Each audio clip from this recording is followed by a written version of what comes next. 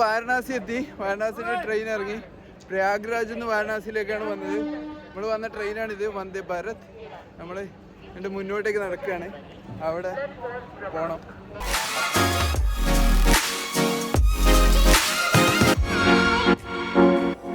ഞാനും ഉണ്ട്, നവീനും ഉണ്ട്. വാരണാസി റെയിൽവേ സ്റ്റേഷനിൽ ഇങ്ങനെ നടക്കുകയാണ്. ഇനി പുറത്ത് കടന്നിട്ട് ഏതെങ്കിലും ഒരു ഘാട്ട് പോയിട്ട് സ്റ്റേ എടുക്കണം. അപ്പോൾ അതാണ് പ്ലാൻ. അപ്പം നമ്മൾ 2 മണിയായി ഇവിടെ റീച്ചായി വാരണാസി.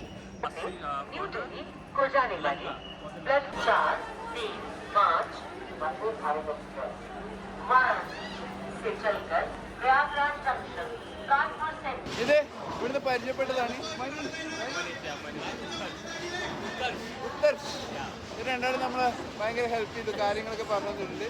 അപ്പോൾ കുറച്ച് സ്ഥലങ്ങളൊക്കെ വിസിറ്റ് ചെയ്യാൻ പറഞ്ഞിട്ടുണ്ട്, അതൊക്കെ കാണാം. അപ്പോൾ ഞങ്ങളിങ്ങനെ പുറത്തേക്ക് ഇങ്ങനെ ഇറങ്ങി നടക്കുകയാണ്. ഇപ്പോൾ വാരണാസി ഭാരതത്തിലെ തന്നെ ഏറ്റവും പഴയ ഒരു നഗരങ്ങളിൽ ഒന്നാണ്, ജനജീവിതം ഉള്ളത്. ഇപ്പം ഗംഗാനദിയുടെ തീരത്താണ് ഈ മനോഹരമായ നഗരം ഉണ്ടാക്കിയിരിക്കുന്നത്. ഇതിൻ്റെ ചരിത്രം ഏകദേശം ഒരു 3000 ഒരു 5000 ഒക്കെ വർഷമൊക്കെ പഴക്കമുണ്ട് എന്നാണ് പറയുന്നത്. വാരണാസിക്ക് വേറെ 1-2 പേരും കൂടിയുണ്ട്. കാശി, ബനാറസ് എന്നീ പേരൊക്കെ പറയുന്നത് ഈ സെയിം സിറ്റീനെ പറ്റിയിട്ട് തന്നെയാണ്. അതിപുരാതനമായ കാശി വിശ്വനാഥ ടെമ്പിളും ഈ സിറ്റിക്കകത്താണ് വരുന്നത്. അപ്പോൾ ഇവിടെ കുറേ പഴയ നിർമ്മിതികൾ കുറേ ഉണ്ട്, അമ്പലങ്ങളും പള്ളികളും അങ്ങനെയൊക്കെ ആയിട്ട്. ഹിന്ദു ആചാരപ്രകാരം ഇവിടെ വരിക, ഇവിടെ മരണാനന്തര കർമ്മങ്ങൾ ചെയ്യുക, ഇതൊക്കെ ഭയങ്കര പുണ്യമായിട്ട് കാണുന്ന ഒരു സ്ഥലമാണ്. ഈ നഗരത്തിൽ ശരിക്കും പറഞ്ഞു കഴിഞ്ഞാൽ ഒരു മരണത്തെ നമ്മളൊരു ആഘോഷമായിട്ട് കാണുന്ന ഒരു നഗരമാണെന്ന് പറയാം. അല്ലെങ്കിൽ ഒരു പുനർജീവിതത്തിൻ്റെ തുടക്കം എന്ന രീതിയിലാണ് ഇവിടെ മരണത്തെ കാണുന്നത്. അപ്പോൾ അതൊക്കെ നമുക്ക് കാണാൻ പറ്റും, അനുഭവിച്ചറിയാൻ പറ്റും. ഇവിടെ ഈ കാശി വിശ്വനാഥ ക്ഷേത്രത്തിൻ്റെ തൊട്ട് സൈഡിലൂടെയാണ് ഗംഗ പോകുന്നത്. അപ്പോൾ ഈ ഗംഗയിലേക്ക് കുറേ ഘാട്ടുകളുണ്ട്. പിന്നെ കുറേ നാഗസന്യാസിമാരെ കാണാം. അപ്പോൾ അവരെയൊക്കെ കാണാനും അവരുമായിട്ട് നമുക്ക് സംസാരിക്കാനും ഒക്കെ അനുഗ്രഹമൊക്കെ വാങ്ങാനൊക്കെ പറ്റും. അപ്പോൾ അതൊക്കെയാണ് ഇവിടെ ചെയ്യാനുള്ളത്. പിന്നെ ഈ ഘാട്ടിൻ്റെ സൈഡിലൂടെയുള്ള എല്ലാ ഘാട്ടും കണക്റ്റഡ് ആണ്. സൈഡിലൂടെ രാത്രിയൊക്കെ അല്ലെങ്കിൽ ഏർലി മോർണിംഗ് ഒക്കെയുള്ള നടത്തവും ഇതൊക്കെ ഭയങ്കര രസമുള്ള ഒരു അനുഭവമാണ്. അപ്പോൾ ഇതൊക്കെ അനുഭവിച്ചറിയാനാണ് നമ്മൾ വന്നിരിക്കുന്നത്. ഇത് അസി ഘാട്ടിലേക്ക് പോകുന്ന വഴിയാണ്. അപ്പം നമ്മളിന്ന് ഇവിടെയാണ് റൂം എടുത്തിരിക്കുന്നത്. റൂം എടുത്തു, അവിടെ ഒരു ഹോസ്റ്റൽ കിട്ടി. ഇവിടെ ഇങ്ങനെ ഈ റിക്ഷകൾ നമ്മൾ കുറേ കാണാൻ പറ്റും. അപ്പോൾ ഈ റിക്ഷയായിട്ട് വരുന്നവർക്ക് അതൊക്കെ എടുത്തിട്ട് ഇവിടെ പോകാം. വളരെ ചീപ്പ് റേറ്റിൽ നമുക്ക് കമ്മ്യൂട്ട് ചെയ്യാൻ പറ്റും, അവിടെ ഇവിടെയും പോകാനൊക്കെ പറ്റും. ഇത് വാരണാസി അസിഘട്ടിലുള്ള ഒരു ഫേമസ് ചായ ഷോപ്പാണ്. മോദിയൊക്കെ വന്നിട്ട് ചായ കുടിച്ചിട്ട് ഫേമസ് ആയ ചായ ഷോപ്പാണ്. പേര് പപ്പു ചായ്. ഇവിടെ ചായ ഉണ്ട്. ചായ ഉണ്ടാക്കുന്ന കനലിലാണ്, ഉണ്ടോ ഇങ്ങനെ ആക്കുന്നത്. ഇതാ ഇവിടെ ഒരു പാൻ ഷോപ്പുണ്ട്, ഗോപാൽജിയുടെ. ഇവിടെ ഇത് കണ്ടോ, മോദി വന്നപ്പോൾ കഴിച്ച ഫോട്ടോ ആണത്.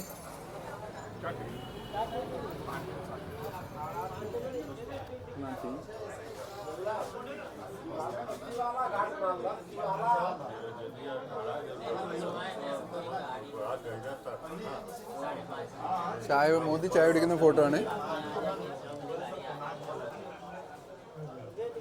ഇങ്ങനെയുണ്ട് ചായ, നൈസ് ചായയാണ്. ചായ കുടിക്കാണ്, മധുരവും എല്ലാം കറക്റ്റാണ്. നമ്മളെ ചായപ്പൊടിയുടെ ടേസ്റ്റ് അല്ല, വേറൊരു ടേസ്റ്റാണ് ചായക്ക്. ചായയുടെ പൊടിയുടെ ടേസ്റ്റാണ്, പക്ഷേ നമ്മൾ സ്ഥിരം കഴിക്കുന്ന ചായപ്പൊടി, ശരിക്കും പറഞ്ഞാൽ ചായ കുടിക്കുമ്പോൾ അതാണ് പ്രശ്നം. നമ്മൾ ചായപ്പൊടി മാറുമ്പം നമുക്ക് ടേസ്റ്റ് വ്യത്യാസം വരും. സ്റ്റിൽ അടിപൊളി ചായയാണ്. അപ്പം വരുന്നവർക്ക് ഒരു മസ്റ്റ് ട്രൈ ആക്കാം. വേണമെങ്കിൽ ഒരു ചായ കുടിക്കണമെങ്കിൽ അസി ഘാട്ടിലുള്ള പപ്പു ചായ് പോയിന്റ്.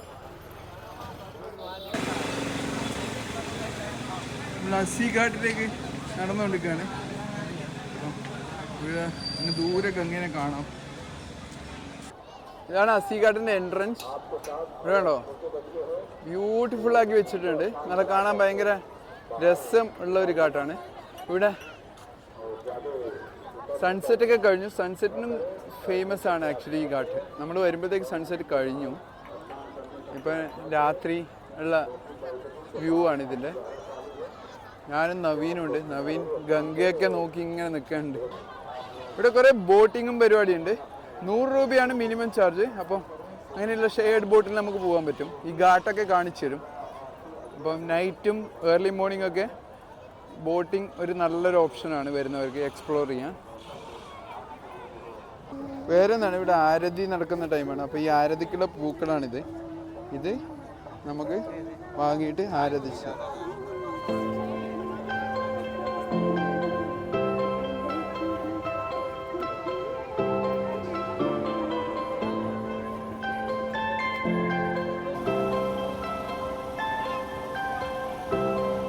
ഇവിടെ എന്തോ പൂജയൊക്കെ നടക്കുന്നുണ്ട്.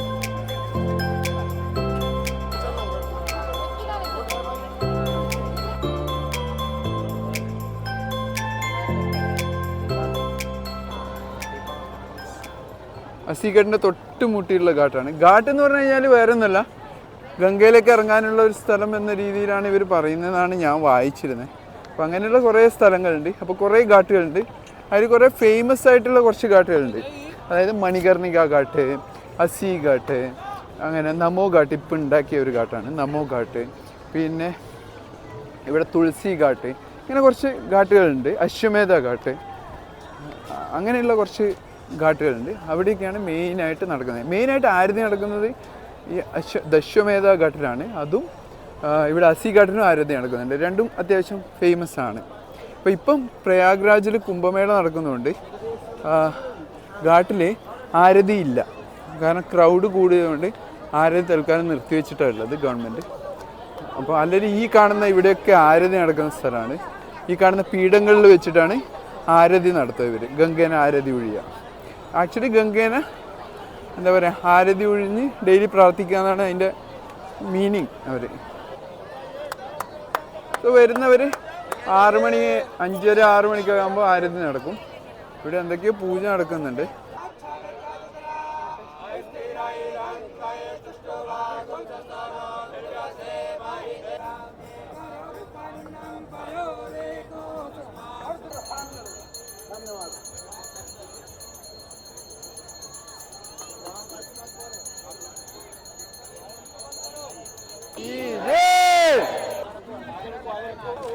ആരതി കഴിഞ്ഞു. അപ്പോൾ അത് ഉള്ള തൂവാനുള്ള തിരക്കാണ്. ഇതൊക്കെ നാഗസന്യാസിമാരുടെ ടെൻറ്റുകളാണ് കേട്ടോ.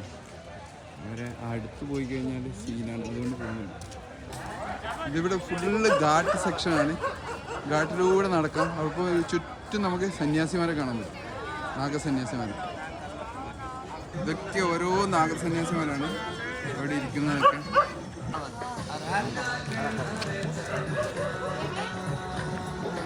അവിടെയാണ് അതിൻ്റെ മുകളിലല്ലേ. കണ്ടോ, ഇവിടെ ഫുള്ള് നാഗസന്യാസിമാരാണ് എല്ലായിടത്തും. അപ്പോൾ എനിക്കൊന്ന് പ്രയാഗ്രാജ് കഴിഞ്ഞിട്ട് എല്ലാവരും ഇവിടെ വന്നതാണ്. അപ്പോൾ ഈ ഘാട്ട് സെക്ഷൻ്റെ സൈഡിലൂടെ നമുക്ക് നടക്കാൻ പറ്റും. അപ്പോൾ നടന്നു കഴിഞ്ഞാൽ രാത്രി ഇത് കാണാം. കണ്ടോ, ഇതൊക്കെ ചെതിയാണ്. ഇത് ആരെയും കത്തിച്ചാണോ ഇവിടെ? ചെതിയത്.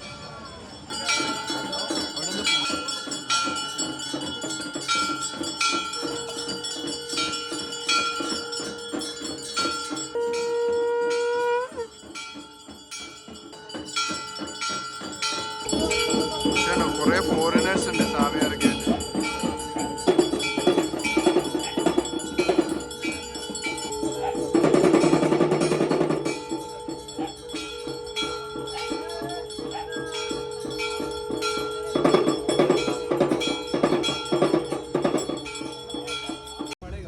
ഈ കാണുന്ന ടെൻറ്റിലൊക്കെ നാഗസന്യാസിമാരുണ്ട്. അവരെ താമസിക്കുന്ന സ്ഥലമാണ്. നമ്മളിങ്ങനെ ഈ ഘാട്ടിൻ്റെയൊക്കെ സൈഡിലൂടെ നടക്കുകയാണ്. അസി ഘാട്ടിൽ നിന്ന് നമ്മുടെ സൈഡിൽ ഘാട്ടിൻ്റെ സൈഡിലൂടെ ഫുള്ള് ഘാട്ടും കണക്ട് ചെയ്തിട്ടുള്ള റോഡുണ്ട്. ആ റോഡിലൂടെ നടന്നു കഴിഞ്ഞാൽ നമുക്ക് സാധു സന്യാസിമാരെയും നാഗസന്യാസിമാരെയും എല്ലാം കാണാൻ പറ്റും. അപ്പോൾ അതൊരു നല്ല ഇതാണ്. അപ്പോൾ വൈകുന്നേരം വരുന്നവർ ആ ഒരു സ്ഥലം സന്ദർശിക്കാൻ മറക്കണ്ട. നമുക്ക്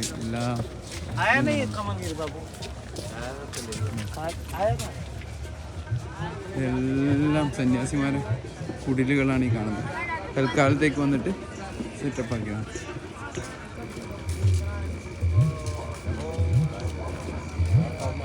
അനുഗ്രഹമാണെന്നത്